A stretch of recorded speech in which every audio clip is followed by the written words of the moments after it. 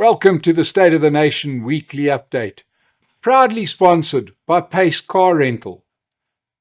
Visit their website when you rent a car and use our code SONA and you can get a discount every time you rent a car from Pace Car Rental. Today, I want to talk to you why it is time, at long last, for the revolution to end in South Africa. For decades, the language of revolution inspired courage. It was a rallying cry against apartheid, injustice, oppression. Revolution gave us the energy to dismantle a system that denied basic rights and dignity to the majority of South Africans. Without it, our nation would not have been reborn in 1994. But revolutions, by their very nature, are meant to be transitional.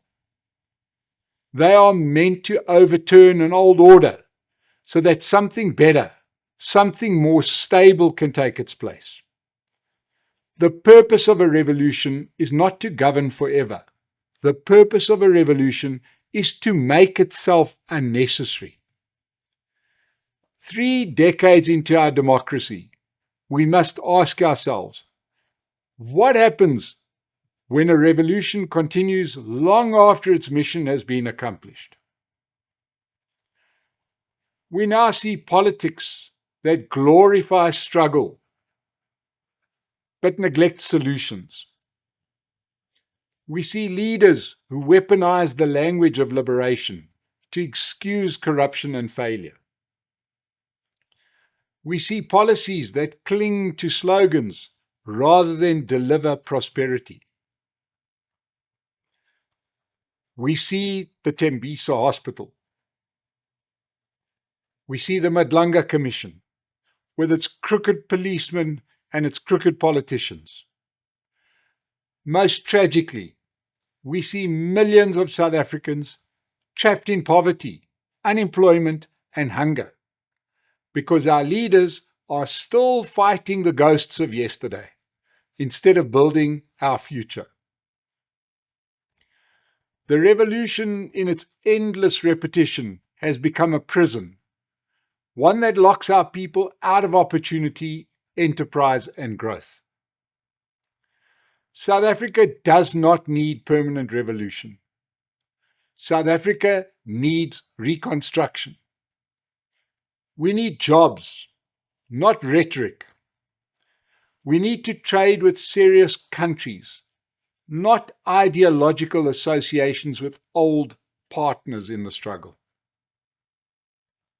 We need to create working schools, not revolutionary slogans. We need safe communities, not struggle songs. We need a government that measures success not by loyalty to the past, but by service to its people in the present. We need a government that prizes self-interest, trade, and employment over political party contributions. Young people of today, born long after 1994, do not need to inherit yesterday's battles. They need a vision that speaks to their future.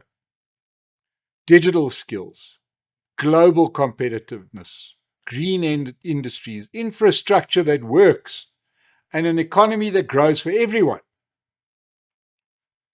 Ending the revolution does not mean dishonoring the sacrifices of those who fought for freedom.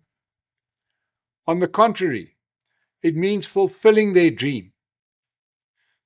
They did not fight so that South Africa could be trapped forever in the language of the struggle. We do our struggle heroes a terrible disservice by carrying this struggle on 31 years after independence, after what they fought for has been achieved. We are dishonoring their legacy by carrying on with this revolution. It is time to end. They fought so that we could live as normal people in a thriving democracy, measured by excellence, measured by innovation and justice, not by nepotism and corruption. not by having the highest murder rate in the world, not by having no economic growth. That is not what our revolutionaries fought for. It is time to close the chapter of permanent revolution and open the chapter of national renewal.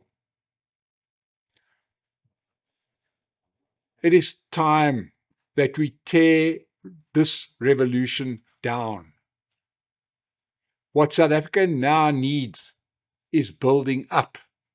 We need to build up the country. We need to fill the potholes.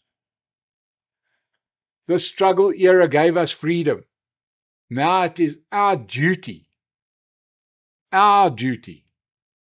to give the next generation a future. The revolution must come to an end. It mustn't be defeated. It must be victorious. The revolution must be a victory for democracy, victory for stability, and victory for the ordinary South African who simply wants a better life. Let us end the revolution by making South Africa an exceptional country, a successful country in the eyes of the world. Not by going onto international platforms and stages and telling everybody how we can't control crime.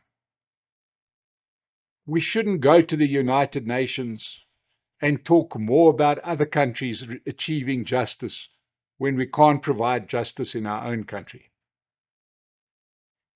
If our liberation and our revolution is to end with success, that success is tied to a successful country. There is absolutely no success in having 62% of our youth being unemployed.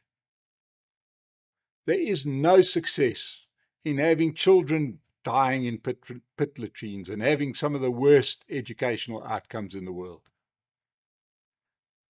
It is no success by not having electricity for a growing economy, by not having water when you open your tap. That is not what the revolution was about. The revolution is over. The reconstruction must begin. The revolution was the easy part. Everybody knew what the objective was. The hard part is the reconstruction. It's very easy to break something. It's very difficult to build something. But the time to build this country is now. We need to hold the crooked accountable. We need to have politicians that put the future first, not the past. The past is the past. It's over. There's nothing we can do about it except haggle over what happened. That is all irrelevant to the 14 million people that go to bed hungry. The fight of the past do not help those 72 people that got killed yesterday and every day. Whatever the outcome is in wars in far-flung places will not put a proper roof over the head of somebody living in a cardboard box. South Africa was once the envy of the world. We had this peaceful transition to democracy. Everything lay at our feet. The future was there. We've got the country, we've got the resources, we've got everything we need to make the country successful. But our ruling class will cling for everything that they're worth to talk about the past, when what we need to do is imagine the future. We have got political parties that play games,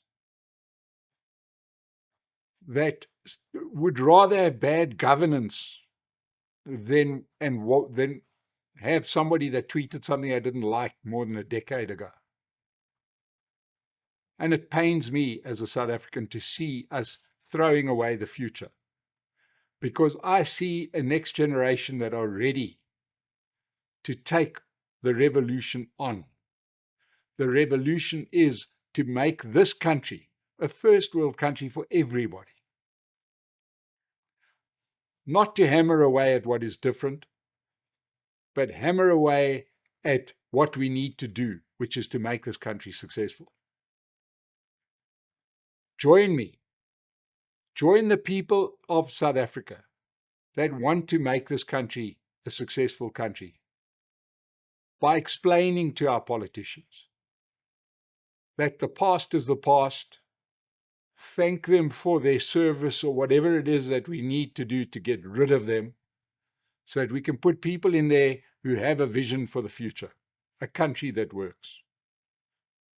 We want to see bullet trains, not hear about them at the State of the Nation address once a year, and then the bullet trains get put away again like an old Lego set. We want to see those smart cities. We want to live in them. We don't want to live in these excuses of cities. Potholes and lights that don't work. Stuff that most countries got right in the 20th century, and we can't get it right in the 21st century. It's time to understand who the enemy is. It's not that enemy that we killed off 40 years ago. Those enemies are gone. Our new enemies are the people who lead us, and lead us badly. It's time for South Africa to end the revolution and to begin the reconstruction.